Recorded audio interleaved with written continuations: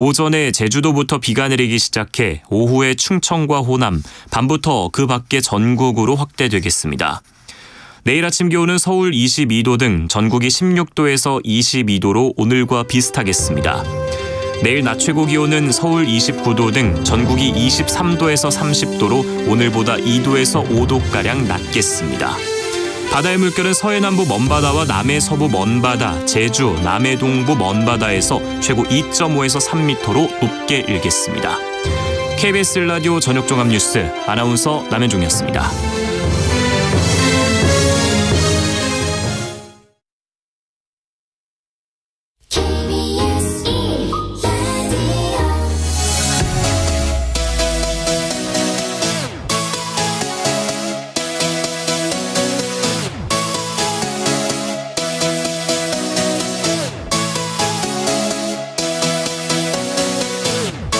KBS 열린 토론.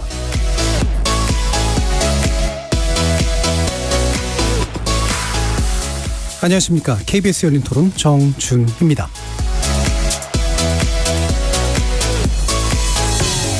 KBS 열린 토론, 오늘은 정체 재구성으로 여러분을 만납니다. 윤 대통령의 수능 관련 발언을 두고 연일 후폭풍이 계속되고 있습니다. 교육 현장의 혼란은 물론 수능 난이도 개입이라는 비판까지 거센 상황인데요. 교육부 장관이 오해를 낳았다며 책임론도 나왔지만 오늘 긴급 당정협의회를 통해 공교육 과정에서 다루지 않은 이른바 킬러 문항을 수능에서 출제하지 않겠다는 방침이 발표됐습니다. 교육 현장의 불안은 쉽게 해소되지 않는 분위기죠. 윤 대통령의 수능 관련 발언이 낳은 파장과 정치권의 대응, 정체 재구성 1부에서 만나보겠습니다. 이어지는 2부에서는 총선 준비에 돌입한 여야 당내 상황 알아보겠습니다. 혁신위원장을 임명하고 당내 분위기 전환에 나선 민주당과 시스템 공천을 강조하며 공천 혁신을 띄운 국민의힘, 각 당 내부 상황 어떤지 점검해보죠. KBS 열린 토론 지금부터 시작합니다. 살아있습니다. 토론이 살아있습니다. 살아있는 토론, KBS 열린 토론. 토론은 라디오가 진짜입니다. 진짜 토론, KBS 열린 토론. 정치를 보는 색다른 시선, 정체 재구성 함께해 주실 네 분의 논객 소개해드립니다. 먼저 김민수 국민의힘 대변인 나오셨습니다. 네, 안녕하세요. 국민의힘 대변인 김민수입니다. 반갑습니다. 하헌기 전 더불어민주당 상근부 대변인 나오셨습니다. 안녕하세요. 하헌기입니다. 김준우 변호사 함께하셨습니다. 네, 안녕하세요. 김준우 변호사입니다. 최수영 시사평론가 자리해 주셨습니다. 안녕하십니까. 최수영입니다. KBS 열린 토론 문자로 참여하실 분은 샵 9730으로 의견 남겨주십시오. 단문은 50원, 장문은 100원의 정보 이용료가 붙습니다. KBS 일라드의 모든 프로그램은 유튜브를 통해서도 함께하실 수 있습니다. 자, 1부에서는 일단 윤 대통령의 이제 수능 관련 언급 그리고 이어지는 이제 정책 관련 상황을 알아볼 텐데요. 혼란스럽죠? 어떻게 보시고 계시는지 네 분의 의견 먼저 전체적으로 들어보도록 하겠습니다. 먼저 김민수 대변인 말씀 주시죠. 네, 일단은 그 윤 대통령의 수능 관련 이 공정한 수능에 대한 발언을 좀 민주당이 너무 그 국민 불안, 학부형 그리고 그 우리 수험생들에 대한 불안으로 좀 몰고 가는 정치를 했다. 불안을 조성하는 정치를 했다. 네. 예, 그러니까 실제로 수능에 대한 난이도를 낮춰라 높여라 이런 발언이 없었음에도 불구하고 지금 단지 킬러 문항 출제를 하지 말라라는 말 가지고 물수능 불수능까지 나오면서 너무 불안 조성을 했다. 그래서 이런 불안 조성을 먹고 사는 정치는 바람직하지는 않아 보이는데 어쨌든 간에 지금 국민들이 굉장히 이 부분에 대해서 이슈가 되고 있고 또 불안감을 느끼고 있기 때문에 이 부분에 대해서 국민의 힘이 그리고 정부가 어느 정도 해소를 해줄 필요가 있다. 설명을 통해서. 예. 네, 그렇게 보고 있고요. 그리고 설명을 통해서 충분히 또 해소될 부분이 있을 거라고 보고 있습니다. 예. 네. 대통령의 의지는 공정함을 강조한 건데. 네, 그렇습니다. 예, 수능의 난이도에 개입하려고 한다고 민주당이 지금 띄우고 있다고 불안을 말씀 주셨어요?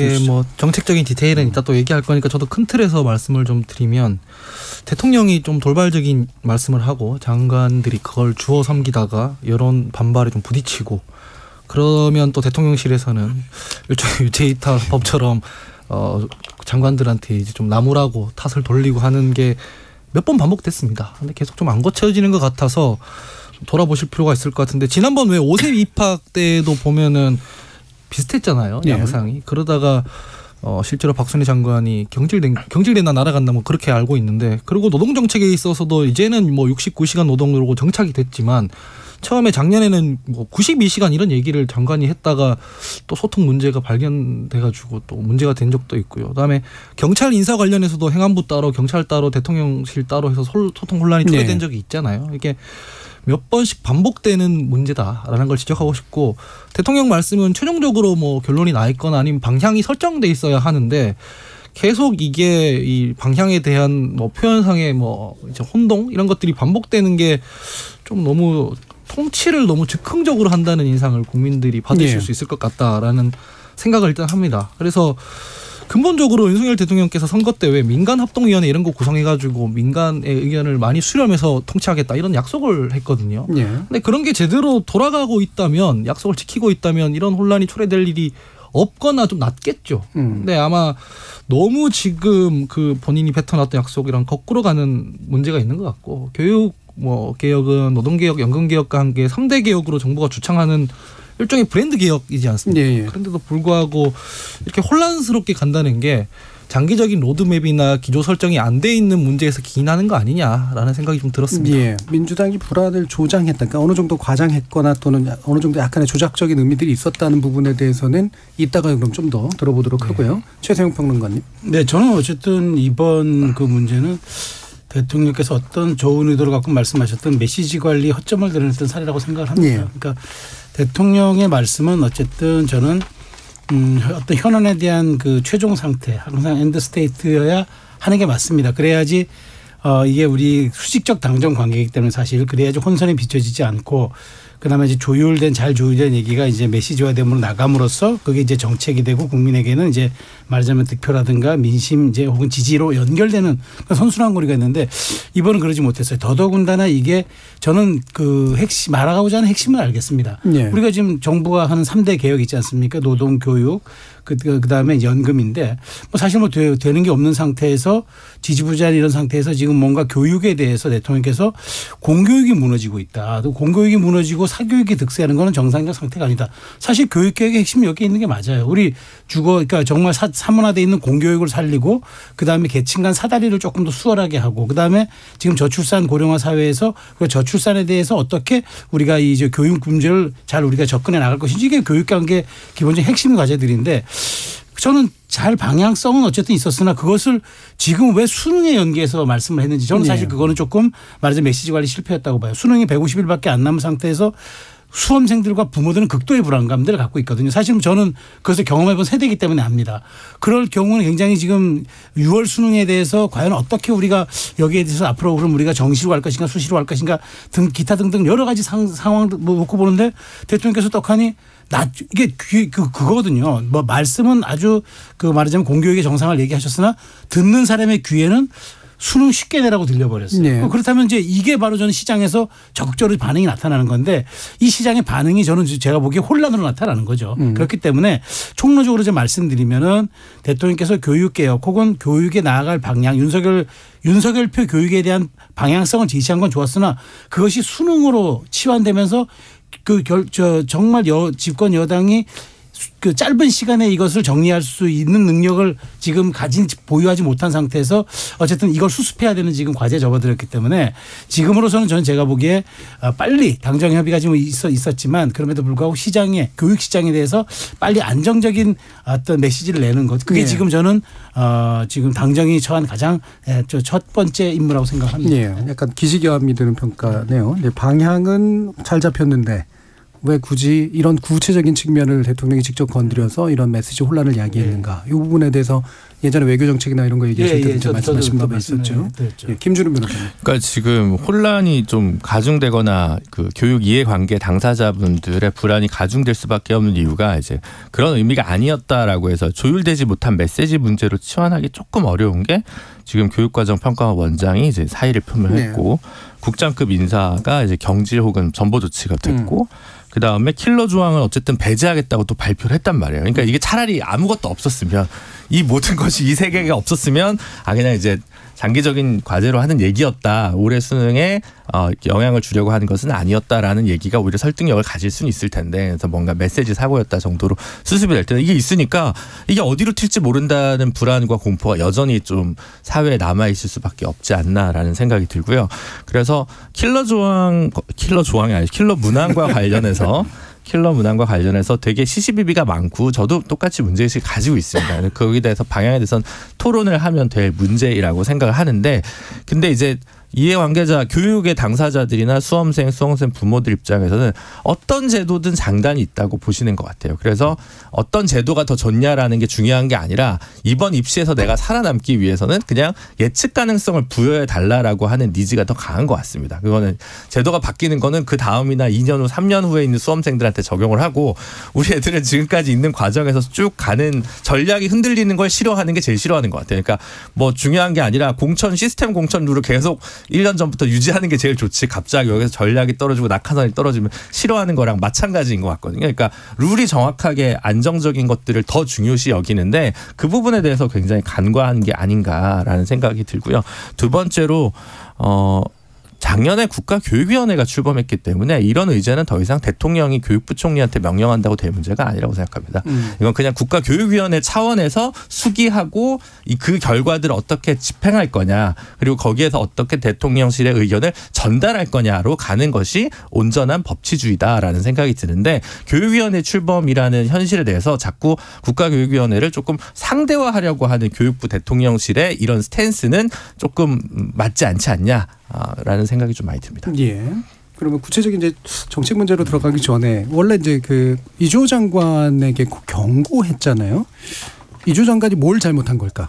최소영 평론가. 네, 저는 이주호 장관이 정말 그 대통령과 어떤 말씀을 구체적으로 나누는지 저는 모르지만, 브리핑을 할 때 정말 저는 교육 시장에 대한 혼란을 교육부 장관이 주무장관이 이 정도까지 생각 못했다는 건 예. 정무적 판단에 좀 문제가 있다고 생각합니다. 그러니까 대통령 말씀이 사실 두 분이 어떻게 더 깊은 대화를 나누는지 제가 모르겠지만 최소한 공교육의 정상화 정도를 얘기했으면은 거기에 걸맞는 정도의 수준의 레토릭만 얘기했고 나머지는 교육부가 혼선이 없도록 해나가겠다면 될 일인데, 대통령께서 불수능, 그러니까 말하자면 킬러 문항이 없도록 하라 그러고 평이하게 좀 내라고 얘기했고 그에 맞추겠다고 얘기하는 순간 저는 지금 6개월 동안 그러니까 6개월 동안 해왔던 수험생들의 멘붕을 좀 초래했다고 봐요. 그러니까 네. 저는 이주호 장관의 저는 정무적 판단을 저는 정말 저도 좀 약간 좀 부족함 지적하고 싶은데요.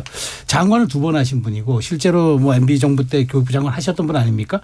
그런데 제가 보기에 이 정도로 허술하게 설령 대통령께서 그 단 두 분이 말씀하실 때 방점을 좀 세게 찍었다고 할지라도 최소한 교육부 장관이 브리핑할 때는 시장의 반응을 고려해서 얘기를 했었어요. 네. 이제 5개월밖에 안 남은 상태인데 대통령의 말씀은 날 것 그대로 전달했다든가 네. 혹은 대통령의 말씀을 조금 더 부풀려서 네. 강하게 좀 전달하고자 하는 의도가 있었다면 저는 그거는 정말 대통령께서 어떤 말씀을 하셨든 간에 그거는 메시지 전달이 실패인 거죠. 그러니까 저는 그런 점에 대해서 대통령실에서 강력히 경고를 했다고는 하는데, 저는 어쨌든 이주호 장관 입장에서는 지금 대통령의 말씀을 어떻게 전달해서 본인이 지금 이렇게 말하자면 지금 뭐 경고를 받고 이런 사안을 떠나서 주무장관으로서 지금 사실 이렇게 되면은 오히려 사교육 시장이 더 활성화됩니다. 왜냐하면 지금부터 리스크가 됐고 시장에 불안 요인이 조성되면은 사람들은 돈을 지불하더라도 확실하게 솔루션을 주는 쪽으로 다가가게 돼 있거든요.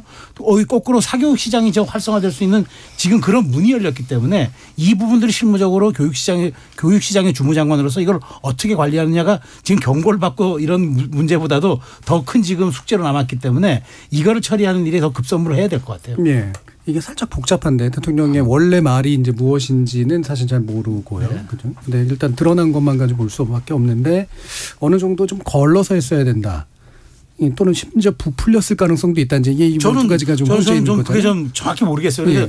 그렇기 때문에 저는 경고가 나왔다고 보는 거죠. 예. 일단 여당 내에서는 이 인책론에 대해서 어떻게 생각하시는지 좀 말씀 주시죠. 지금 일단 그 이주호 장관이 행정부의 책임 있는 구성원의 한 명으로서 국민한테 굉장히 파급력이 큰 사안을 예. 방금 전에 말씀하셨던 것처럼 메시지 관리가 좀 소홀했다. 그러니까 이거에 대해서 좀 가볍게 처신을 했다라고 보입니다. 왜냐하면 대통령의 뜻을 정확하게 이해하지 못했다는 것 자체가 이해 안 되는 부분인데, 대통령이 아까 3대 개혁과제 중에서 분명히 교육이 들어있고 대통령 공약에 표방돼 있는 것들이거든요. 그럼 장관이 그 말을 어떤 부분에 강조를 했든 그 진위 여부를 명확하게 알고 있었을 것이고 공교육의 정상화나 사교육을 그리고 줄여나가는 부분들이나 이런 것들에 대한 의중을 분명히 파악했을 거라고 봅니다. 그런데 이것을 국민들한테 전달하는 과정에서 국민들이 불안 요소를 느끼게끔 말한 거에 대해서는 당에서 엄중한 책임을 물어야 된다라는 의견들이 많이 있는데 지금 이제 이 부분에 이런 실수들이 향후 나오는 것들에 대해서는 아마 당에서 엄중한 책임을 좀 물어가지 않을까 싶습니다. 그래서 이 메시지 관리들을 좀 하기 시작하려고 하고 있다 하는 것이고 그리고 지금 이제 사실 지금 이 킬러 문항에 관계된 것들이 왜 갑자기 수능 몇 개월을 앞두고 튀어나왔느냐. 그래서 이거 혼란을 가중하느냐라고 하는데 이게 갑자기 튀어나온 게 아니고요. 여기 지금 실제로 윤석열 대통령의 교육개혁 공약 중에 그리고 여기에 근거해서 2024년 수능 시행 기본 계획에 올해 초에 이게 등장한 내용입니다. 이미 발표가 된 내용이고 그래서 이번 모의고사에 이게 반영이 될 줄 알았는데 이게 실제로 또 킬러 문항들이 나온 거예요. 그러니까 네. 이제 윤석열 대통령께서 왜 이 부분이 공약으로 나갔고 지금 2024년 수능 시행 기본 계획에도 발표까지 했는데 이게 보완이 되지 않았냐라고 얘기를 한 것이죠.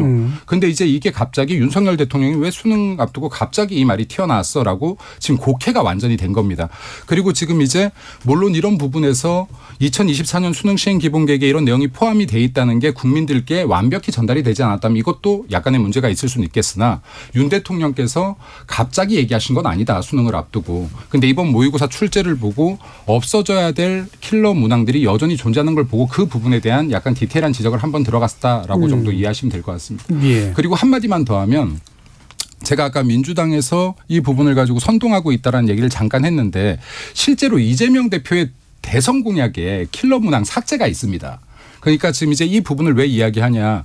그럼 실제 민주당이 됐든 국민의힘이 됐든 교육 문제를 바라보는 시각에서 아주 큰 뼈대는 차이가 없을 거라고 봅니다. 그럼 이재명 대표도 마찬가지로 대선 공약에서 킬러 문항 삭제를 하겠다. 이런 부분들을 제한하겠다라는 공약을 해놓고 네. 그때는 그게 맞고 지금 윤석열 대통령이 했을 때는 틀리다는 식으로 국민 불안을 조성해서는 안 된다 하는 게 이제 저희들이 보는 시각이고 그리고 국민들께서 일단 우선 불안감을 먼저 느꼈다라고 하면 이제 우리의 입장은 이 부분을 충분히 해소시켜 드리자 정확한 설명을 통해서 해소시켜 드리자 하는 게 국민의힘의 입장입니다. 예. 네. 자, 하원규 대변인. 글쎄 대변인께서는 이제 당을 대변해야 되니까 그렇게 말씀하실 수도 있는데 제가 생각하기에는 민주당은 국민 불안을 조성할 정도로 국민의 신뢰를 받지 못하고 있습니다. 민주당이 하는 말을 안 믿어요. 그래서 그런 것보다는 오늘 국민의힘에서 보니까 대통령이 교육 관련 수사를 했으니까 교육 관련 전문가다 이런 얘기를 했던 게 오히려 국민들 입장에서는 더 불안감을 느꼈을 것 같다라는 생각을 일단 하고요. 두 번째로는 킬러 문항 이런 걸 떠나서 입시는 시험이고 남의 인생을 아주 크게 결정적으로 영향을 미치는 시험이잖아요. 그러면 기준이 중요한 것인데 이게 지금 이런 부분이 있습니다. 가령 이 수능으로만 변별력을 줘서 입결에 영향을 미친다라는 것은 곧 정부가 입시를 좌지우지하고 싶다는 거예요.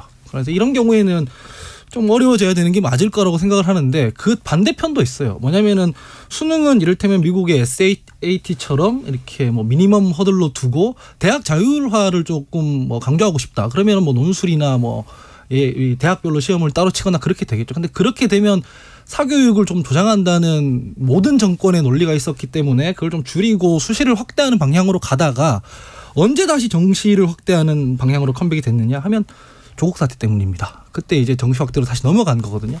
이런 큰 방향이 있어야 되는 겁니다. 이를테면은 수능 시험 뭐 교과 과정을 그냥 따라가면 다 이제 치를 수 있게 좀 나누자. 그래서 이를테면은 입결에 영향을 그렇게 줬을 때 이를테면 110등까지 이제 뭐 이를테면 100등까지 서울대인데 만점자가 이를테면 110명이다.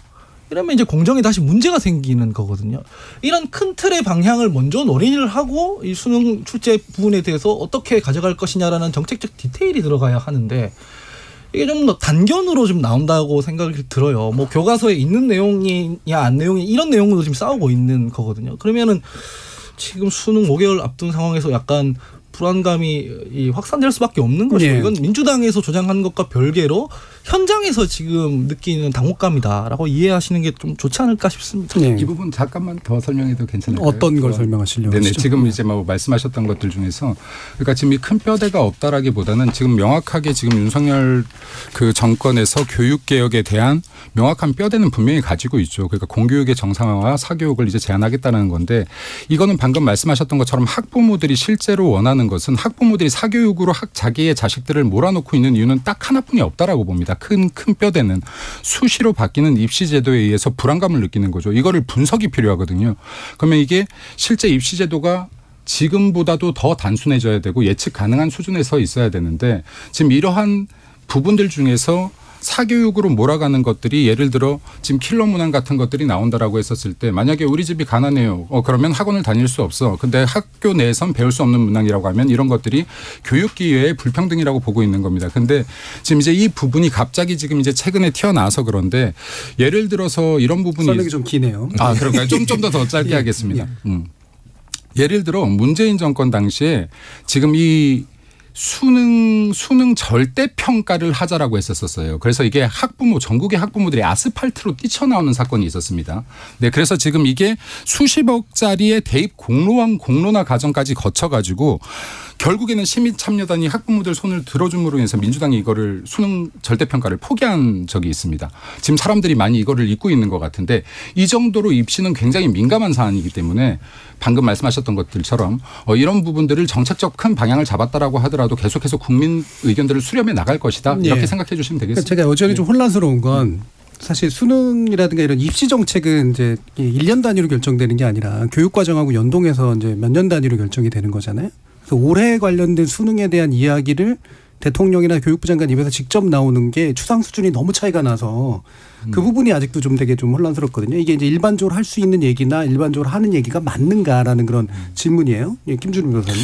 그리고 이제 사실은 정책의 메시지가 좀 일관되지 않은 게 당정협의회에서 자사고, 외고, 국제고 존치를 얘기했는데 자사고 같은 경우야말로 이제 비용에 의한 교육 불평등이 제일 심한 곳입니다. 근데 물론 이 정부는 내내 자사고 존치를 주장을 해왔고 공약이었습니다. 일관성은 있는데 이 사교육비 교육비 부담 경감과 관련된 이 킬러 조항 문제 완전 사실 좀 상충되는 부분이 있습니다. 그러니까 메시지가 좀 단일하지도 않아요. 교육 정책이 굉장히 단일하게 한 것보다는 다양한 이해관계자의 다양한 요구를 복합적으로 배합할 수 있다고도 저는 생각을 합니다. 다만 지금 이제 밀고 있는 단어들에서 진정성이 떨어진다. 지금 왜 이 단계에서 자사고, 외고, 존치 원래 정책 방향 정하는데 왜 다시 한번 확인했느냐. 그러니까 보수 쪽 교육 지역에서의 반발을 좀 무마하기 위한 종합 세트는 아닐까. 정책 패키지는 아닐까라는 생각이 좀 드는 거예요. 왜냐하면 이거 이번에 이주호 장관이랑 윤석열 대통령 실언인지 아닌지 논란하니까 이준석 대표 같은 분은 이제 강남이랑 목동도 격전지가 됐다. 수성구도 위험하다. 이렇게 썼잖아요. 그럼 여기서 제일 줄려면 자사고는 그대로 둘 거야. 이렇게 가는 게 맞는 거죠. 그러니까 이게 너무 의식을 많이 하고 짧은 시간 내에 뭔가 영향을 여론에 주려고 하다 보니까 이 급한 것들이 나오는 것 같거든요. 좀 길게 보고 길게 얘기하면 될 건데 그러니까 너무 대통령의 발언을 무오류의 신화로 가두려고 하다 보니까 이게 늘 이제 문제가 생기는 것 같아요. 장관이 맨날 뒤집어 쓰고 이런 방식으로 가는 것 같은데 그냥 뭔가 좀 잘 조율되지 못해서 국민들한테 우려를 끼쳐서 죄송하고 올해는 6월 모의평가 비롯해서 자율성 그대로 놔두고 향후에 이 문제에 대해서 조금 더 숙고하기로 한다. 이렇게 한번 살짝 접으면 되는데 뭔가 한번 살짝 칼을 살짝 뽑았으면 이걸 끝까지 해서 뭔가를 찌르건 베건 누군가 경질이 되건 감사가 들어가면 그러지 않으면 견디지 못하시는 것 같아서 저는 이 국정 철학을 조금 바꾸시는 게 대통령실에 필요한 정무 감각 아니냐라는 생각이 많이 듭니다. 말씀하신 게 방금 아까 전에 했던 그 이주호 장관 실책이 뭐냐라는 거랑 연결되는데 저는 사실 그렇게 생각해요. 윤석열 대통령 정권에서 장관을 맡은 실책이 제일 크다 생각합니다. 그렇게까지는. 그 전에 박순애 장관 때도 보면은 노동부 장관 때도 그랬고 아까 저도 지적했습니다마는 대통령의 말이라는 게 되게 즉흥적으로 나왔고 거기에 대해서 로드맵이 장관이 있어야 돼요. 근데 대통령 말했다고 해서 그걸 옮기는 과정에서 학교에서 배우는 거냐 공교육이냐 요 차이일 뿐이지 사실 말장난이지 않습니까? 이게 바이든 날리면 같은 거거든요. 그게 뭔 정책 방향에서 큰 차이가 있습니까? 애초에 애초에 교육 계획을 하겠다고 했으면 그 교육부 장관으로서 5개년 계획이라든지 4개년 계획이라든지 이거를 장기적인 로드맵 안에서 발표를 하자 이런 것들이 있어야 되는데 그게 아니라 너무 즉흥적으로 가고 있다는 거죠. 근데 그거를 장관이 과연 몰랐을까 하면은 너무 많은 이런 비슷한 일이 있었기 때문에 그래서 이게 아까 방금 말씀하셨지만은 이게 뭔가 발언이 되고 내 의중이 그게 아닌데 여론이 나빠지면은 누구 탓하고 수사하고 이렇게 가서는 안 좋은 결과만 나올 것 같다라는 생각입니다. 저도 짧게 하나 말씀드리면은 이제 장관은 정무직입니다. 그러니까 정무직이기 때문에 굉장히 고도의 정무적 판단을 해줘야 되는데 우리가 흔히 하는 말로 약간 좀 이렇게 약간 저렴한 표현이긴 하지만 메시지는 마사지라는 말이 있습니다. 이게 잘 이렇게 정돈해서 보내야지 날 것 그대로 나가면 위험한데 아니 사실 우리 교육이 지금 사실 좀 정말 왜곡되고 비정상적인 건 맞아요. 초등 의대반이 생겼잖아요. 초등학교 학생들이 의대 가겠다고 시골에서도 한다는데 이게 정말 정상적인 상황은 아니죠. 이게 저출생 정말 대표적 세계적인 저출생 국가에서 초등학생들이 의대만 가겠다고 나서니 이런 기현상이 어디 있습니까? 그러니까 이거 바로 잡아야죠. 그리고 올해 사교육비가 2017년 사교육비를 측정한 이래 가장 많은 사교육비가 지출됐다는 거 아닙니까? 지난해 2월 기준으로 23조 원 가까이가 초중고 사교육비 지출됐다는데 기형적이지 바로 잡아야죠. 잡는데 저는 그거예요. 대통령께서 원론적 말씀하시고 하면은 거기에 장관이 잘 포장을 해서 했었어야 되는데 제가 보기에 뭔가 이게 뭐 공명심이든 혹은 뭐 날 것 그대로 하겠다고 했든 뭐 하든 간에 장관은 고도의 정무적 판단을 해 주는 자리입니다. 그런데 어쨌든 이게 교육 시장에 지금 엄청난 혼란을 나왔던 건 사실이고 그러니까 지금 그게 이제 우리 김 대변인 말씀하신 것처럼 민주당의 공약이었고 뭐 국민의힘 공약이어서 다 교집합도 있고 방향성은 맞는데 이 혼란은 당장 누구의 이게 피해로 갑니까? 지금 수험생과 학부모의 피해로 가기 때문에 더군다나 지금 N수생이라고 그러죠. 반수생. 물수능이라고 하니까 우리 한번 더 시험 봐야지라고 해서 지금 사상 최고의 경쟁률이 될 수도 있다는 거잖아요. 이 혼란, 이 미중류의 혼란은 누가 감당합니까? 그러니까 빨리 수습하고 정리정돈하고 그다음에 그러니까 말하자면 당과 그 대통령실이 빨리 말하자면은 이제 그 메시지 일체를 돼-가지고 시장을 좀 안정시키고 수험생들에게 좀 방향성을 제시해야지 이대로 가면 좀 곤란하다는 말씀드리겠습니다. 국민의힘이 혼란 빠르게 잡을 수 있도록 노력하겠습니다. 그러길 바랍니다. 메시지가 마사지다라는 게 저급한 표현이라는 말씀 주셨는데 사실 되게 유명한 학자의 책 이름입니다. 그래서 굉장히 고급한 말이긴 한데 그렇게 하겠습니다.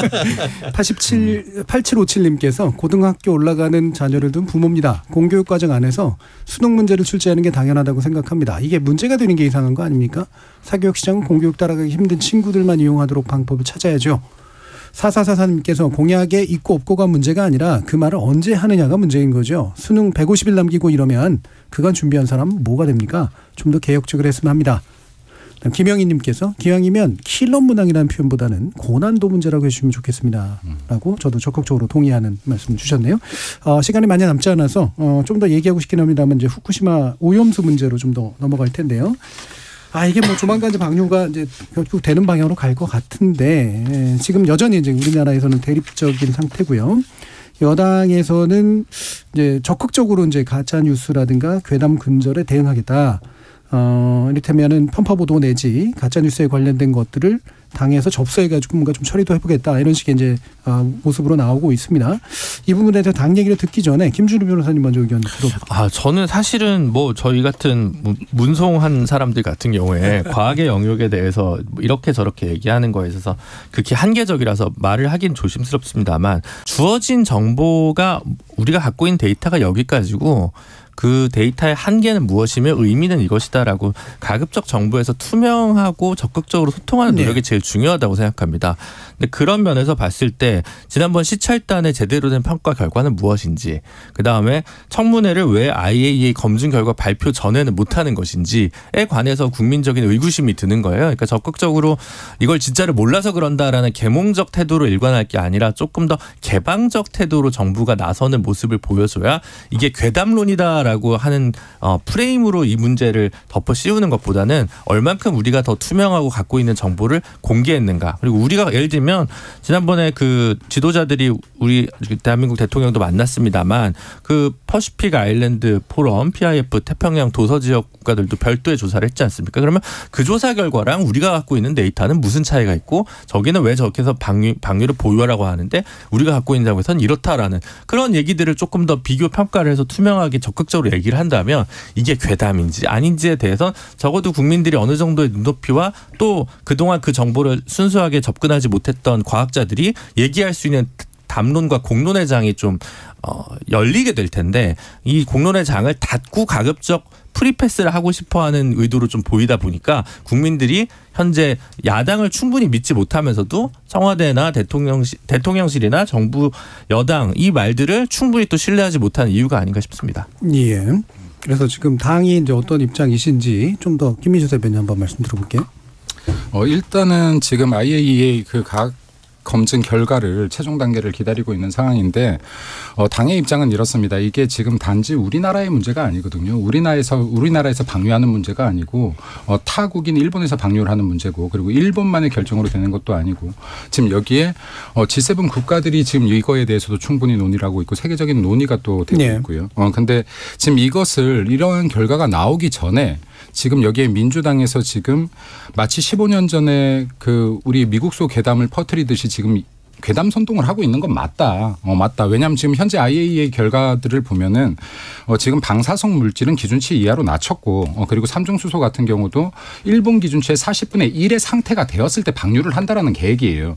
그럼 이게 지금 실제 G7 국가들을 해류상 G7 국가들을 다 통해서 우리나라에 오는데 약 4, 5년의 시간이 걸린다라고 합니다.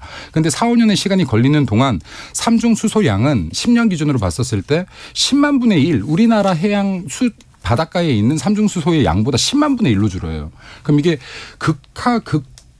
어떠한 효과도 미비하다라는 게 지금 과학적 결과로 나오고 있는데 이런 것들을 좀 더 지켜보자라는 것인데 예를 들어서 만약에 이게 이상이 있다라고 나왔어요. 그러면 제가 볼 때 윤석열 대통령이 자국민의 건강을 무시하고 이거 방류하세요 할 리가 없을 뿐더러 이 이전에 이 해류를 먼저 맞이하는 미국이나 캐나다나 G7 국가들은 자국민들의 건강을 버려가면서 뭘 얻겠다고 일본한테 이거를 방류를 허가하겠습니까?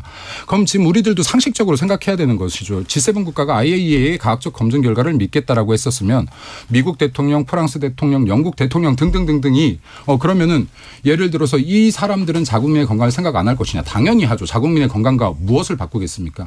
그럼 이런 상식적인 지금 결론을 앞에 두고 당장 지금 장애로 뛰어나서 장애투쟁을 여는데 이거는 핵 폐기물 처럼 지금 이제 선동해가고 있는 거죠. 그런데 이게 단지 정치적 선동에서 그치지 않고 실제 피해자가 존재하는 게 문제입니다. 지금 수산업자라든가 지금 수산업 관련 업종 하물며 소상공인들 지금 해지까지 장사가 안 되는 이런 상황들이 발생을 하고 있는데 이렇게 민생에까지 타격을 주는 선동을 해서는 절대 안 되는 것이다라고 보고 있는 것입니다. 네. 영국의 대통령이 이제 처음 말하는 거예요. 죄송합니다. 근데 지금 그 후쿠시마 문제에 대해서 오염수 문제에 대해서는 당정이 좀 약간 민심의 강도와 그다음에 실제 느끼는 체감의 강도가 좀 다르다고 느끼는 것 같아요. 그래서 지금 어저께도 당정협의 하면서 내용을 나왔는데 제가 내용 세 가지 정도 압축되더라고요. 조사 하는 지점을 92곳에서 200개로 늘리고 세슘과 삼중수소의 그런 그 분석 그 주기를 격주 단위니까 거의 실시간으로 하겠다는 것과 그다음에 대형 유통점 43곳을 정해가지고 모든 전호점에 대해서 유통 전에 검사를 한다. 검사 체계 구축한다는 건데 사실 제가 여기서 하나 지적하고 싶으면 딱 안 와닿아요. 그러니까 지금 이게 그러니까 지금 과학으로 얘기하고 데이터로 얘기하겠다고 하는 의지는 알겠는데 국민 일반 정서에 와닿는 부분들이 사실 있거든요. 이게 와닿지가 않아요. 그래서 저는 이제 앞으로 이렇게 가겠죠. 회시 스케일을 한다든가 수산시장 투어를 한다든가 여러 가지 이제 앞으로 퍼포먼스들이 나오는 거예요. 그래서 과연 안심이 될까? 이게 데이터가 될까? 저는 차라리 그래서 조금 선제적으로 그러니까 우리가 지금 보니까 그러니까 민주당이 하는 태도는 제가 좀 따로 얘기 드리겠지만 여당이 하는 방어적 태도, 방어적 이런 그 정책이라든가 지금 내놓는 대책들이 별로 와닿지 않는다는 거. 이건 좀 받아들여야 될 것 같고요. 실제 현장에서의 체감. 그러니까 지금 소금 같은 경우가 사재기가 되고 있고 이런 것들이 보면 사실 그 신안 지역에 비가 4, 5월 달에 많이 안 와서 있는 것도 있고 여러 가지 복합적 요인이 있는데 시장은 반응을 하는 거죠. 심리는 불안 요소에 반응하게 돼 있으니까 경제는 심리니까 이런 것들이 있어서 조금 저는 좀 말하자면 현장에서 와닿을 만한 그런 대책들을 좀 발굴해야 될 것 같고 저는 민주당에 대해서 어쨌든 제가 보기에 장애투쟁은 멈춰야 돼요. 이게 이제는 뭐 오염수가 아니라 이제 뭐 핵폐기수라고 부르기로 했다고 제가 들었는데 아니 이거 네이밍 정치를 이렇게 그 국민의 먹거리까지 가는 건 저는 안 된다고 봅니다. 그러니까 네. 정치적인 슬로건으로는 괜찮지만 이렇게 민생과 직결되고 국민의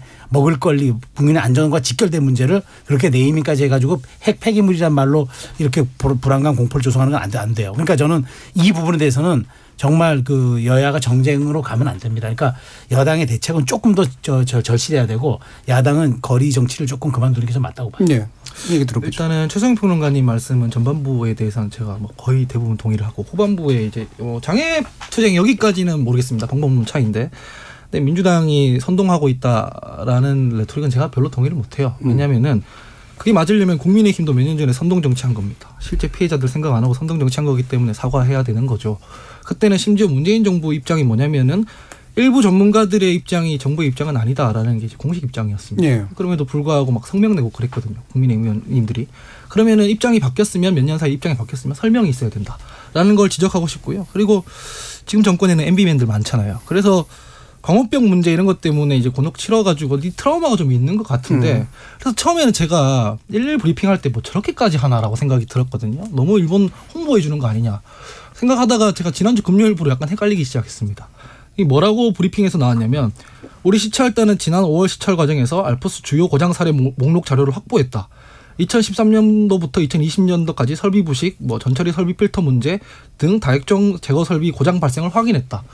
그리고 작년에도 고장 났다는 거예요. 그래서 이건 불리한 얘기잖아요. 근데 이걸 투명하게 얘기를 하길래 잘하네라는 생각이 들었어요. 그러면 괴담이라던가 가짜뉴스 때문에 시민들이 불편해하는 게 아니라 실제로 이게 정부 발표대로라면 고장 났는데도 지금 방류하는 거에 대해서 정부가 뭐 이렇다 할 대응책을 안 보이고 있다는 거지 않겠습니까? 그래서 이 부분에 대해서는 정부가 문제가 생길 경우에는 우리가 이렇게 대처하겠다라고 약속을 해줘야 국민들이 납득을 하지 이거 지금 거짓 정부 때문에 지금 선동당하는 겁니다 해서는 불안이 안 씻겨나갈 것 같다라는 생각입니다. 자, 그래서 이제 시간이 일부에서 이제 5분 정도뿐이 안 남아서요. 한 1분 정도씩만 간단하게 다시 한번 의견을 좀 더 여쭙고 싶은데 결국 불안을 해소해야 되잖아요. 그러니까 누가 불안을 만드냐는 너무나 지금 논쟁적인 요소니까 불안을 해소하는 방법이 예를 들면 정치적으로 협력을 요청하는 방법이 있을 수 있고요. 야당에 또는 과학을 계속 강조하는 방법도 있을 수 있고요. 또는 이른바 불안을 만들어낸다고 판단되는 이야기를 억제하는 방식도 있을 수 있고요. 또는 기타의 방식도 있을 수 있는데 뭐가 제일 바람직하고 효과적이라고 생각하시는지 한번 여쭙고 싶습니다. 먼저 최 평론가님. 저는 그러니까 지금 정부가 너무 그 일본 편에 서 있는다고 국민들이 인식하는 게 가장 큰 문제라고 봐요. 그러니까 정부가 하는 말은 일본 편일 거야. 그러니까 일본의 입장은 좀 반영될 거야. 이렇게 자꾸 인식을 하는 것 같아요. 그러니까 저는 제가 보기에 이 왜곡된 구조를 하기 위해서는 전 여당이 일본 정부와 뭐랄까 좀 그 고위급 레벨의 협상을 하면서 뭔가 우리가 최소한 그 일본 정부의 말을 전달하는 게 아니라 우리 정부가 요구하는 것을 일본 정부가 답변하는 그 모습으로 국민에게 대국민 메시지를 전달해야 될 가장 저는 필요한 사안이라고 생각합니다. 예. 하업부대면 정치권 하는 얘기들 국민들이 잘 안 믿어요. 선동이 잘 안 됩니다. 그래서 사실은 국민들이 알아서 각자 공부하고 찾아보고 해서 이제 불안해 하시는 거고 거기에 대해서 정부가 이거는 거짓 정보고 이거는 괜한 뭐 불안이고 이렇게 할수록 오히려 더 불안해 할 것 같거든요. IAEA 보고서에 보면 지난 보고서에 IAEA는 이 보고서에 대해서 어떤 책임도 지지 않는다라고 박혀 있습니다. 그러면 문제가 생겼을 때 책임은 누가 진다는 거잖아요. IAEA만 자꾸 근거를 대니까. 그래서 정부가 불안해하는 국민들이 불안해하는 지점을 확실하게 언급을 하면서 이 문제에 대해서는 이렇게 대처해 나가겠다라고 약속해야 좀 해소가 되지 않을까 싶습니다. 예, 김민수 대변인.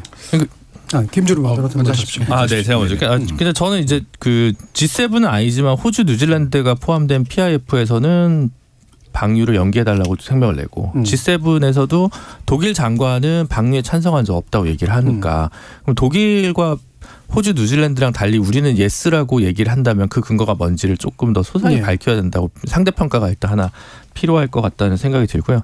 저의 혼자 공상적인 얘기인데 이게 사실은 결국 돈 때문에 일본이 방류하는 거잖아요. 그래서 저는 한국에 기금을 내자. 1,000억이라도 내자. 돈 걷어주지 않아. 아니 그러니까 전 세계적인 문제인데 전 세계적인 문제인데 돈이 없어서 그러는 거야. 돈이 없어서. 만약에 이게 일본이 아니라 뭐 동티모르에서 동티모르는 좀 산유국이군요. 어쨌든 뭐 파푸아 뉴기니에서 이런 일이 났다. 그럼 전 세계가 돈 낼 거 아닙니까? 저는 그렇게 생각하거든요. 그건 방해할까요? 그런 정도의 글로벌 중추국가 외교 아니에요? 그럼 무슨 외교를 하겠다는 거죠? 그냥 아니면 일본한테 우리는 노라고 말할 수도 있다. 방류 문제에 대해서 프리패스가 아니다라는 선언 정도를 분명히 하셔야 될 것 같습니다. 예. 그렇던 것 같아요. 일본이 미래 뭐 펀드도 잘 안 내는데 돈이 일본이 없어서가 문제군요. 그러니까 결국은. 아니 도쿄 전력은 돈이 없나 봐요. 예. 김문수 대변인. 네, 지금 일단 IAEA에서 방류를 허가했다가 아니라 과학적 검증 결과에 따라서 문제가 없다라고 나오면 허가하겠다는 조건부죠, 정확하게는. 네. 예, 그래서 IAEA 결과를 기다리자라고 하는 것이고요. 그리고 아까 어떠한 방법이 효과적일 거냐라고 했는데 지금 당의 기조나 봤었을 때는 억제 정책을 피려고 할 것 같습니다. 네. 왜냐하면은 민주당이 지금 진정한 대화를 원하는 것이 아니라 예를 들어서 민주당이 장애투쟁을 하는데 장애투쟁을 한다라는 거는 집회 시위를 한다는 건 뭔가 얻을 목적이 있어야 되는 거 아닙니까? 네. 뭔가 바꾸고 싶은 의견이. 그럼 진짜로 지금 여기 두 가지를 딱 주장하고 있어요. 오염수 방류를 하지 마라. 그리고 후쿠시마 수산물 수입 금지해라. 네. 자, 근데 이거 두 개가 다 가짜 거짓말이, 가짜 주장인 게 후쿠시마 수산물은 이미 대통령이 초창기부터 수입 금지한다라고 여러 번 말했습니다. 수입 금지한다라고 한 걸 계속 수입 금지하라고 하고 있는 거예요. 자, 그럼 후쿠시마 오염수 같은 경우도 민주당이 장애에 나서 이렇게 하지 마라 주장을 하고 우리나라에서 하지 말라고 해서 이게 우리나라가 결정할 수 있는 문제냐? 이건 아니에요. 예, 반대는 할 수 있으나 근데 둘 다 거짓말은 아니잖아요. 근데. 네. 그런데 지금 예를 들어서 얻을 수 있는 실익이 아무것도 없는데 지금 그럼 무엇을 얻었느냐 이 장애 집회로. 그럼 국민 불안을 조성하는 것과 그 실제로 얻은 것들이.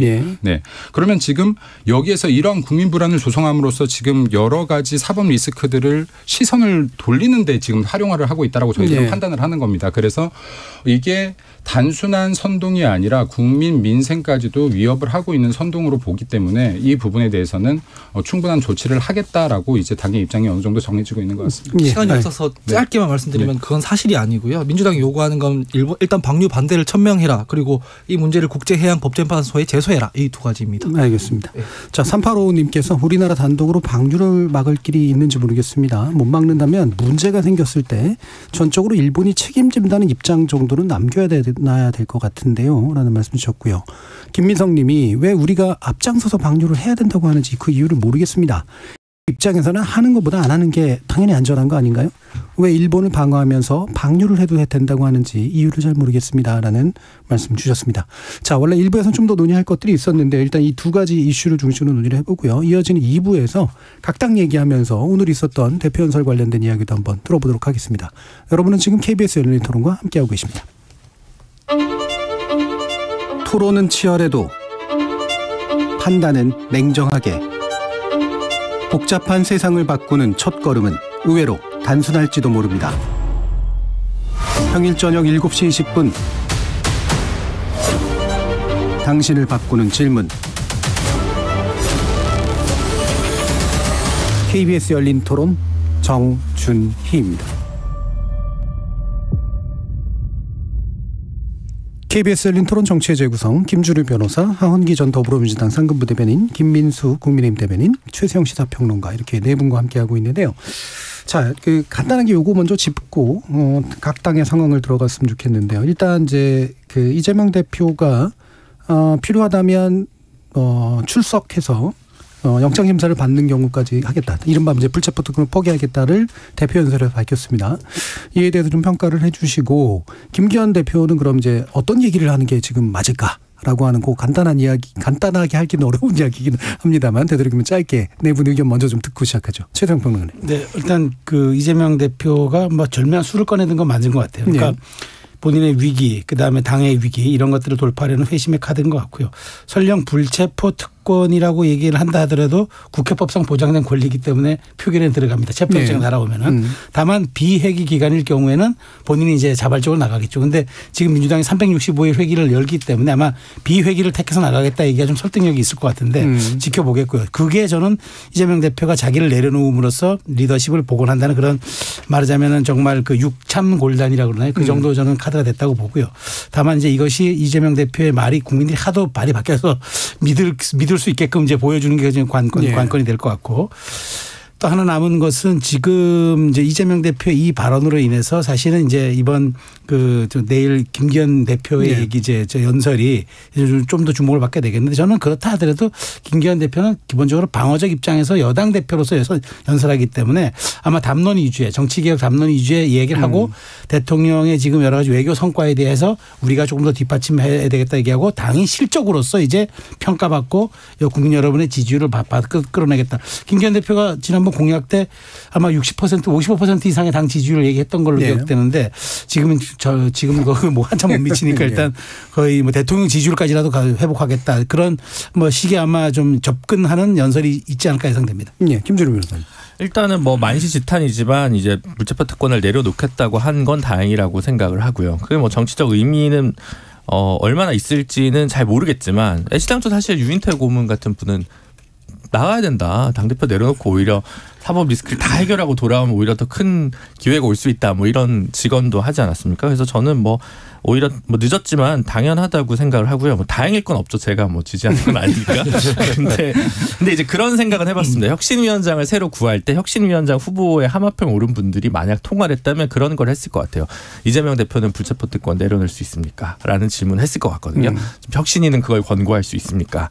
혹은 다른 건들에서 다 어떻게 합니까? 이것조차 안 되면 민주당 혁신위가 무슨 힘이 있을까요? 나머지 공천은 그렇다 치더라도 라고 얘기를 하는 거면 오히려 대표 본인이 이 정도는 해줘야 혁신위원회가 그러면 다음에 적어도 21대 국회 남은 기간 동안은 불체포 특권 사용하지 않겠다. 체포동의안 다 가결시키겠다라는 정도의 권고안을 채택할 수 있지 않겠냐. 그래야만 혁신위가 정말 최소한의 어떤 에너지나 힘이나 이니셔티브 헤게모니를 가질 수 있지 않을까라는 저는 생각이 들거든요. 그래서 이거는 혁신위 성공을 위해서도 당연히 이재명 대표가 이거는 해줬어야 되는 일이라고 생각하고요. 요구 받았을 거라고 생각하고 본인도 더 이상 미룰 수 없구나라고 생각했을 것 같습니다. 물론 이제 최근 그 수사 진행 상황이나 재판 진행 상황을 보고 본인에게 더 이상 아주 결정적으로 불리하지 않겠다라는 법률가적 판단을 했을 수도 있다고 생각합니다. 근데 어쨌든 그거는 뭐 또 어떻게 보면 그 뒤에 후순위적인 문제고 1차적으로는 그래도 혁신위가 무조건 망하는 길로 가는 건 아니다의 최소한의 포석을 깔아둔 의미 정도로 해석하고 싶습니다. 예, 김기현 원내대표에 대한 얘기 간단히. 김기현 원내대표는 저는 이제 그 궁금한 건 이겁니다. 이제 일부에서는 최근에 김기현 대표가 의석수 30석 감축을 중심으로 한 정치개혁 얘기를 하겠다라는 얘기를 좀 한 것 같은데 이게 공론화조사위원회 결과랑은 좀 상반된 부분이 있고 또 그렇다면 최근에 그 연초에 중대선거구 긍정적 검토 이후 정치개혁과 관련된 어떤 메시지도 내지 않았던 용산과의 조율 속에서 어떤 과연 이제 실제 30석 감원은 어차피 통과가 안 될 법안이라고 저는 생각합니다. 증언만큼 또 안 되는 법안이기 때문에 안 되는 거거든요. 그냥 안 되는 걸 본인 소신으로 밀고 나갈지 아니면 용산과 아주 조율된 선거제도 개혁 방안에 대해서 혹은 개헌까지도 포함한 얘기를 할지 말지 거기서 좀 뭐랄까 그 발언의 진정성을 좀 가늠해 볼 수 있지 않을까 싶습니다. 제가 김기현 당대표라고 했어야 되는데 원내대표라고 그대로 말려드셨네요. 김진우 변호사님께서. 자, 이제 김민수 대표님 말씀 들어보죠. 네, 그 방금 변호사님 말씀하신 것처럼 이재명 대표가 아주 뛰어난 전략적인 법률가적 판단을 했다. 그래서 지금 사실은 이재명 대표가 여기 그 여러 번 말을 바꿨는데요. 불체포 특권 포기하겠다를 공약으로 걸었다가 또 불체포 수사기관의 수사가 적법할 경우에 불체포 특권을 포기하겠다라고 했다가 이제 와서 지금 이렇게 한 거는 사실은 기소가 된 사건 기소가 된 후에는 검찰이 다시 구속영장 발부 신청을 할 수가 없죠. 그리고 지금 이제 이런 부분에서 리스크가 상당히 좀 상쇄돼 있었다라고 이제 이재명 대표가 분석을 한 것 같고요. 네. 그래서 지금 만약에 이재명 대표의 이 발언 자체가 좀 진정성을 가지기 위해서는 지금 우리 당의 유이동 의원이 발의한 법이 있습니다. 불체포 특권 삭제 조항에 관계된 것들인데 이게 지금 180석 거대 야당의 민주당이 솔선수범해서 이 법안을 상정시켜 준다라고 하면 이재명 대표의 발언이 상당히 진정성을 갖게 될 것 같다라고 생각합니다. 예. 그럼 김 대표에 대해서는 어떤 말씀 주셨을까요? 저희 당대표. 네. 지금 일단 그 김기현 대표 같은 경우는 제가 뭐 감히 개인적인 얘기를 한다라고 하면은 그냥 굉장히 그 정치적 발언을 한다기보다는 그냥 솔직하게 얘기하는 사람이다라고 생각을 하고요. 그래서 지금 정치적인 소신이나 철학이 좀 명확한 사람이고 보기와 다르게 강한 면이 굉장히 많다. 그래서 지금 어떠한 것들을 이렇게 쇼나 어떤 보여주기식의 발언들을 실제로 잘 하지 않고요. 하는 것들 아마 많이 보지 못했을 것 같습니다. 그래서 좀 진정성 있는 언행일치를 보여줄 것이다라고 생각합니다. 네, 당대표 연설도 아마 그럴 거라고 보시나 보네요. 황원기 부대변인. 그래서 저도 뭐 이재명 대표 관련해서는 아까 김민수 대변인님 말씀하셨던 게 일리가 있기 때문에 저런 비판을 좀 안 받기 위해서라도 진작 좀 불체포 특권 관련해서는 저런 입장이었으면 좋았을 것 같다는 생각인데 그런 부분이 아쉽긴 하지만 잘한 건 잘했다고 저는 생각을 합니다. 사정 정국이 계속 될 거거든요. 돈봉투 문제도 있고 이런데 그거 하나하나 당에서 대표가 입장을 정할 수가 없습니다. 이 문제를 안 풀면. 그래서 잘 하셨다고 생각을 하고 그다음에 진정성 부분에서 아까 180석 그 의석으로 불체포 특권 관련한 법안 상정 이 말씀을 하셨는데 이거 헌법에 있는 걸로 저는 알고 있거든요. 그래서 아마 법률 개정으로는 위헌 나올 것 가능성이 높아 보여요. 그래서 그건 그렇게 지적하실 건 아닌 것 같고요. 그리고 김기현 당대표님 관련해서는 그 아까 저도 의원 정수 축소 그거 관련해서 말씀드리려고 했는데 이 방송에서도 말씀드렸고 고정대답이거든요. 스트레이트 뉴스가 여론조사 기관 조원 CNI에 의뢰해서 지난 3월 25일부터 27일까지 전국의 유권자 2,000명을 대상으로 의원 정수 및 세비 축소 확대 여부에 대해서 의견을 물었는데 의원 정수를 줄이고 세비 깎으라는 여론이 가장 높은 지역이 어디였냐 보면 울산이었습니다. 85.2%거든요. 김기현 의원 지역구입니다. 의원 정수 축소하지 마시고 본인이 지금 지역구에서 전혀 불신을 받고 있는 중이니까 국회의원직 사퇴하고 정계 은퇴 선언하고 하는데 더 좋은 분이 거기 정치하게 하면 된다. 계속 포퓰리즘적으로 인기 영합하듯이 그렇게 그걸 정치개혁이라고 말씀하시는 건 되게 무책임하다라고 지적하고 싶습니다. 방금 인용하신 여론조사 관련된 디테일 잘 말씀 주셨고요. 자세한 내용은 중앙선거 여론조사 심의위원회 홈페이지를 참조해 주시면 됩니다. 자, 그럼 원래 이제 2부에서 하기로 했던 이야기로 좀 더 들어가 볼 텐데 아까 이제 김주름 변호사님께서 이제 혁신위 관련 이야기를 해주셨잖아요. 지금 민주당 혁신이 뭐 그럭저럭 되고 있는 것 같으십니까? 어떻습니까? 아니, 그러니까 이제 혁신위원이 이제 아직 발표가 안 된 것 같은데 뭐 혁신위원 구성도 뭐 중요하겠습니다만 어느 정도 의제를 어느 정도 효과적으로 다룰까라는 게 전 궁금하거든요. 민주당 내에서 지금 뭐 늘 하은기 부대변인이 얘기하는 그 대의원제가 쟁점이 아니다. 그리고 대의원제가 쟁점이다라고 얘기하는 사람과 그게 쟁점이 아니라고 얘기하는 사람이 묘하게도 명계와 비명계로 이렇게 싹 홍해처럼 이제 갈리는데 그게 말고 국민적 시선에서 봤을 때 이건 진짜 혁신이네. 라고 얘기를 하는 부분의 워딩이 혹은 아젠다 뭐 의제가 공천과 연관성이 있을 수밖에 없을 것 같습니다. 그러면 공천에 관한 기준을 새롭게 설정할 만한 힘을 부여받느냐 그리고 그걸 과연 수용하느냐가 핵심일 것 같거든요. 예를 들면 어떤 것든 불문하고 기소된 사람들은 어느 수준까지는 뭐 불출마한다라고 한다거나 아니면 이거는 저는 약간 좀 쟁점이 있다고 생각합니다. 예를 들어 장경태 혁신위에서 제공했던 의견 중에 주요한 거는 동일 지역구 3선 이상은 금지하자는 건데 그게 사실 어떻게 보면 그냥 민주당 안에서의 세대 교체를 촉진하기 위한 거지 국민적 입장에서 이게 꼭 개혁이야라고 얘기했을 때 반신반의할 수 있는 내용이거든요. 그러니까 그런 반신반의할 수 있는 내용 말고 민주당이 진짜로 기득권을 내려놓는구나라고 얘기할 만한 혁신적인 공천 카드나 아니면 그 공천과 관련된 의견을 적극적으로 표명해낼 수 있느냐 없느냐가 전 더 중요한 것 같습니다. 지금 혁신위는 중장기적인 안을 내는 혁신위가 아니라 총선 승리를 위해서 어떤 걸 할 거냐. 예를 들면 당대표 안동 출마를 권고한다. 이런 정도가 이제 혁신적인 방안이 나와야죠. 조국 장관 우리는 공천할 수 없다고 생각한다. 예를 들어 이런 정도의 강한 메시지를 낼 수 있냐 없냐에 국민들이 반응하냐 안 하냐. 그러니까 국민들에게 감흥을 줄 수 있는 제가 낸 의견이 옳은 의견이고 이게 이렇다는 얘기가 아니라요. 예를 든 겁니다. 그냥 감흥할 수 있는 안을 낼 거냐 말 거냐가 중요한 것 같습니다. 뭐 예를 생각이 있어서 드셨겠죠. 자, 근데 중요한 건 이제 혁신위가 어떤 권한을 가지고 공천 문제에 대해서 어떻게든 건드릴 수 있느냐. 즉 규칙에 관련돼서건 아니면 권고 메시지건 간에 이게 핵심이 될 것 같다. 하은기 부대변인 어떠세요? 전 뭐 동일 지역 3선 제한 이건 정치 혐오라고 생각합니다. 사실은 뭐 좀 이렇게 좀 실명으로 거론해서 죄송한데 저는 김남국 의원님보다 우상호 의원님이 더 좋거든요. 그리고 우리 당에 더 도움된다고 생각하거든요. 이를테면 그렇게 평가하는 분들도 계실 거기 때문에 이렇게 접근해선 안 된다고 생각하고요. 그다음에 전권을 준다고 대표가 말을 했는데 그렇다고 뭐 공천 이 문제에 대해서 뭐 당일 혁신위원장이 다 좌지우지할 수 있다라는 뉘앙스의 얘기는 부적절해요. 왜냐하면 당 대표도 그거 못 하거든요. 네. 공천은 공심위원, 공관위원, 총선기획단 다 만들어지면 총의가 모여서 되는 거잖아요. 그래서 이 말 자체가 되게 정치적이다라는 거고요. 이런 부분은 있는 것 같아요. 대표는 뭐 다음 대선도 출마하려고 하는 사람이잖아요. 그러면은 인적 쇄신하기가 되게 부담스러워요. 네. 제가 이거는 당대표 출마 안 했으면 좋겠다고 생각했던 이유이기도 네. 하거든요. 대선 주자는 당내에서 그런 인적 쇄신 해버리면은 나중에 자기 세력 모아서 하는데 되게 부담이 있어서 주저주저하게 되거든요. 그러면 혁신위원장이 좀 손에 피를 묻혀주면 좋을 수 있죠. 이때면은 국민들의 평가의 기준에 따라서 이러한 사람들은 컷오프다 하면 그 대표가 그거를 개파와에 상관없이 혁신위의 의견을 그대로 수용하고 그 자리에 공천은 시스템대로 하면 쇄신이 되는 거잖아요. 네. 그걸 꼭 전권을 주고 뭐 어느 개파에서 공천을 주니 많이 이 얘기로 비화되는 것은 이건 너무 기득권 그 권력투쟁적 성격이 있다라고 해서 지금 시스템을 하나 딱 만들어 두고 이거를 지도부가 어떻게 수용할 것이냐 요 룰을 먼저 정하는 게 중요합니다. 네. 최승표. 네, 저는 이제 김은경 위원장으로 결정이 됐을 때 이제 뭐 방송 프로그램에 나갔는데 이제 민주당 쪽 야권 쪽 패널이 그런 얘기 하더라고요. 무난한 혁신이 예상된다. 그래서 저는 형용 모순이다.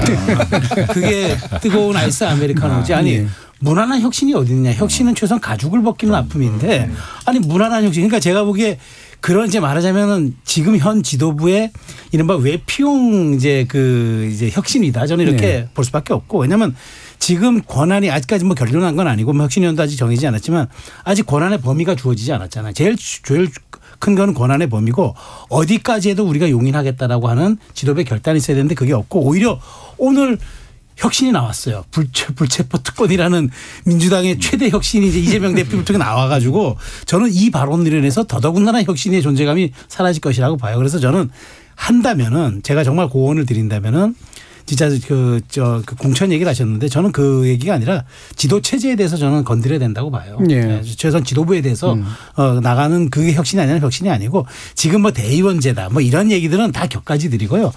사실 공천의 가이드라인 하기가 좀 어려울 거예요. 그러니까 뭐 제가 그래서 결국 저는 한 6, 7, 8, 한 3개월용 혁신이라고 보거든요. 이제 정기국회 되면 이제 새롭게 그걸 발판으로 그 결과를 낸 걸 발판으로 우리는 이제 오늘 이재명 대표의 얘기에 따르면은 어제 민주당을 뒤로 하고 이제 오늘의 민주당으로 나가겠습니다라고 얘기를 하겠죠. 하지만 저는 오늘 최대 혁신안이 나왔기 때문에 혁신이가 할 일은 많지 않아 보이고 특히나 김은경 위원장이 큰 뭐 무난하다는 얘기는 제가 뭐냐면은 이런 거죠. 뭐 혹시 돈봉투 사건이 이렇게 조작됐을 수도 있다라는 미리 시그널을 날림으로써 여기저기 나올 수 있는 결과물에 대한 기대치를 낮춰주는 거. 그것 또한 그래서 자꾸 무난하다고 얘기하는 것 같은데 저는 그래서 뭐 큰 기대는 사실 하지 않고 다만 이재명 대표 입에서 어느 정도의 혁신 위에다가 우리가 전권을 부여하고 다 따르겠다. 그리고 거기에 대한 최고의 의견이 나오고 그럼 저는 조금 달리 볼 수 있을 것 같아요. 김민수 대표. 네, 일단 그 민주당 혁신에 얼만큼 진정성이 있느냐의 문제일 것 같은데 실제로 오늘 이재명 대표의 국회 연설을 보면 이 혁신의 의지가 있는가 하는 부분이 있어요. 왜냐하면 저희들이 봤었을 때는 이재명 당대표의 사법 리스크라든지 그리고 돈봉투 사건 그리고 뭐 코인 게이트 등등등에서 한 번 정도는 국민들에게 좀 진정성 어린 사과 발언이 있지 않을까라는 기대가 사실 없지 않았거든요. 그런데 이런 사과나 자성이 없이 과연 혁신 외치는 혁신이 진정성 있는 혁신이 나올 것이냐 하는 거에는 제가 의문을 품고 있습니다. 그래서 지금 김은경 위원장 같은 경우에는 결국에는 이재명 대표를 어떻게 하면 지킬 거냐는 이재명 방탄 시즌2가 아닌가. 이재명 방탄 시즌2가 될 가능성이 높다라고 보고 있고요. 실제 이재명 대표의 거취는 당연히 결정하지 못할 것이다. 그리고 이재명 대표의 거취는 결국에는 이런 순탄한 과정, 뭐 혁신의 과정이 아니라 반세력에 의해서 진행되지 않을까. 제가 볼 땐 그렇게 생각하고 있습니다. 근데 뭐 돈봉투 코인 이런 부분에 대해서 사실 이재명 대표가 사과를 했는데 문제는 사과를 했지만 후속 조치가 제대로 이행이 되지 않았다라는 지적 때문에 문제가 됐던 거잖아요. 근데 저는 민주주의에도 비용이라는 게 있잖아요. 아까 평론적인 영역에서 치면은 뭐 이재명 대표 거취 얘기하는 거 전 뭐 납득할 수 있어요, 논리적으로. 근데 이를테면 윤석열 대통령 1년 평가했을 때 저는 엉망이라고 생각하고 어떤 쪽에서는 퇴진을 막 말하지만 그러면 안 되잖아요. 임기가 보장돼 있는데 대통령이 잘 되도록 구성원들이 좀 도와주고 뭐 건설적인 비판하고 그래야 되잖아요. 그래서 저는 선출된 당대표가 좀 잘 못한다고 평가할 수 있지만 그래도 이제 임기가 있기 때문에 네. 이런 거 뻑하면 흔들려고 들고 이러기보다는 조금 그런 사례들이 오히려 누적되는 게 민주주의에 더 위험하니까 예. 좀 그런 것보다는 잘 추슬러서 가게 도와주는 게 맞다고 생각하고 혁신위는 이제 막 띄워졌기 때문에 이거를 평가하기에는 아직 잉크도 안 마른 거 아닌가 예. 하는 생각이 듭니다. 알겠습니다. 뭐 그 부분 하대표 대변인께서 뭐 수시로 강조하는 내용이니까요. 청취자 의견 몇 가지 좀 알려드리고 국민의힘 얘기 좀 다뤄보면요. 양달섭님께서 민주당 혁신의 대전제는 국민의힘으로부터의 차별화라고 생각을 합니다. 국민의힘이 위성정당 만들어도 민주당 안 하겠다. 비례전문신당도 금지하겠다. 이런 거 말이죠. 0684님께서 갑자기 불체포 특권 내려놓는 게 민주당의 꼼수인 것 같습니다. 만약 이재명 대표 체포동의안이 또 국회에 오면 그때 내려놓고 법원에 갈 수 있을까요? 라는 의문도 제기해 주셨습니다. 자, 남은 시간 이제 국민의힘 관련된 얘기를 할 텐데요. 최소영 평론가님, 이게 이른바 검사 공천 없다. 근데 그게 이제 실제로 가능한 건지도 잘 모르겠고 또 어떻게 될지도 잘 모르겠고 어떻습니까? 근데 이제 없다 하니까 사람들이 자꾸 안 믿는 것 같은데 저는 지금 김기현 대표가 인재영입 위원장을 겸직하고 있잖아요. 예.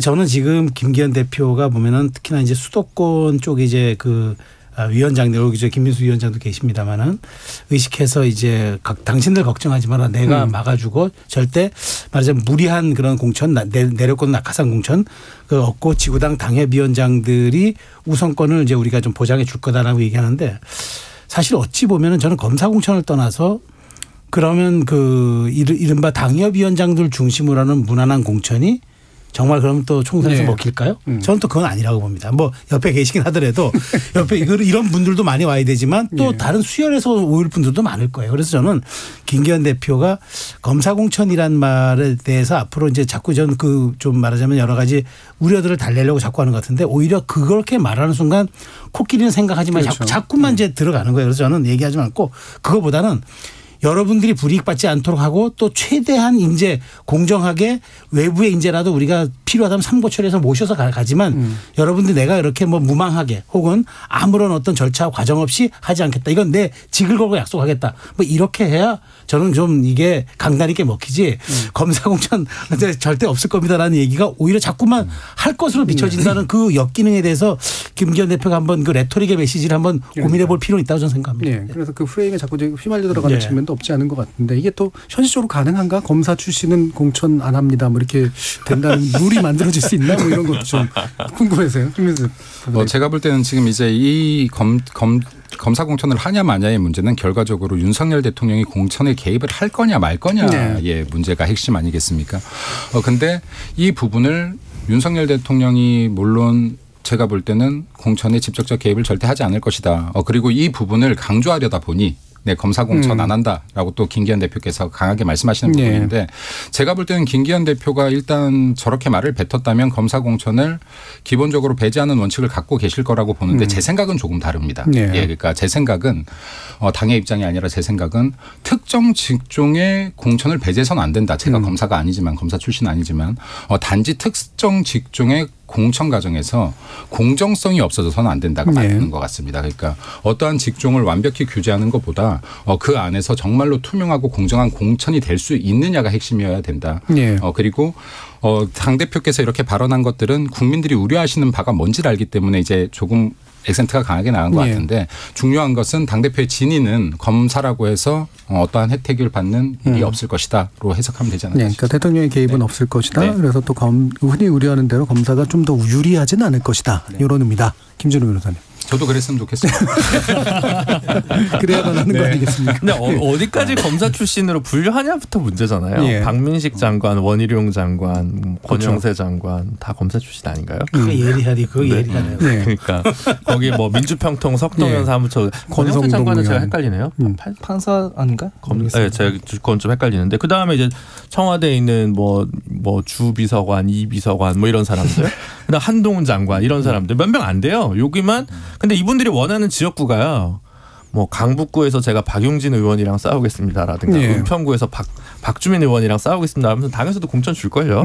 근데 황보승희 의원이 탈당했네요. 네, 부산 영도가 좋을 것 같습니다. 네. 예. 하영재 의원이 지금 안 될 것 같으니까 경남에 제가 거기를 받겠습니다. 이렇게 나온 순간 이제 망하는 거죠. 그러니까 몇 명이 있냐가 중요한 게 아니라 그들을 어디에 공천 주느냐에 따라서 논란의 크기는 되게 달라질 것 같거든요. 근데 박민식 뭐 장관이나 석동현 사무처장 이런 분들은 다 부산 분들인데 당연히 부산 원하거나 아니면 뭐 분당 원하거나 이러면 이제 곤란한 거죠. 근데 물론 이제 모든 사람들이 그렇다고 험지로 내모는 거는 보수한테 별로 안 좋은 것 같습니다. 예. 예를 들어 검사 출신이 마침 안대희 대법관을 마포로 몰았다가 그냥 정치 생명이 끝나지 않았습니까? 그럼 나중에 총리하시려다가 또 돈을 너무 많이 벌어서 문제가 됐고, 그러니까 조금 어느 정도 안배나 어느 정도 균형은 좀 필요할 것 같다는 생각이 드는데 어쨌든 무지막지하게는 안 하겠다라는 생각이 들지만 결국은 뻔한 이름들 외에 모르는 이름들은 잘 안 하겠다 이런 얘기가 예. 아닐까 싶습니다. 예. 석동현 처장이 검찰 출신 맞다고 하네요. 네. 예. 검사 공천이란 건 정치적 레토릭으로 보이고요. 그냥 상징적인 레토릭이죠. 이를테면은 뭐 당정 일체론부터 시작해서 전당대회에 대통령이 많이 개입했다는 그 의혹과 비판들, 당무 개입했다는 비판들. 그렇기 때문에 이 사실 당권을 김기현 대표가 가지고 있지만 결국 그 만들어준 대통령이 개입하는 거 아니냐 이렇게 논리적으로 연결해서 비판하는 거 아니겠습니까? 그래서 이 문제를 해결하려면 검사 공천 없다라고 하는 것보다 정당 운영에 있어서 김기현 대표가 이니셔티브를 쥐고 가는 모습을 보여주는 게 첫째라고 생각하고 예. 두 번째는 옛날에 김무성 대표 시절에 박근혜 대통령이 그 공천 개입하려고 하니까 뭐 어떻게 했냐면 내가 당대표하는 동안은 전략공천 없다. 전부 오픈 프라이머리다. 상향식 공천으로 하겠다. 이런 식으로 시스템을 먼저 발표해버리면 돼요. 그러면은 그 시스템에 맞춰서 해야 되기 때문에 뭐 경선 원칙이다. 혹은 뭐 상향식 공천이다. 이러면은 대통령이 개입할 여지도 줄어들고 검사든 아니든 그 룰에 맞춰서 그냥 붙어보면 될 문제잖아요. 그래서 이런 식으로 발상을 좀 전환할 필요가 있는 거 아닌가라는 생각을 그때 했습니다. 김무성 대표의 그 공천 룰을 지켰으면 탄핵이나 뭐 이런 것까지 가지도 않았을 것 같다고 네, 저는 네. 생각하는데. 어쨌든 영도 다리에도 그때 갔죠. 네. 네. 예, 그럼 좀 이런 얘기인지 모르겠습니다만 당내에서 공천룰에 관련된 어떤 이야기들이 좀 오고 가고 있습니까? 아니요, 아직 당연히 그거는 뭐 또 공심위가 어느 정도 꾸려져야 되겠지만은 일단 그래도 김기현 대표께서 계속 강조하고 있는 부분은 경쟁하겠다 이거든요. 네. 그러면 지금 이제 경선을 기본 바탕으로 하는 얘기인 것 같은데 예를 들어서 지금 이제 공천에서 항상 문제가 되는 건 이렇습니다. 잘못된 공천에서 제가 사실 이거 신문을 한번 찾아봤는데요. 대한민국 설립 이래, 건국 이래 단 한 번도 공천이 잘 됐다는 적은 없더라고요. 아무리 예. 찾아봐도 다 잘못된 공천이었더라고요. 근데 이 이유는 공천 경쟁자 중에서 합격한 사람보다 떨어진 사람이 많다 보니까 당연한 것 같아요. 잘못된 공천이라는 거는.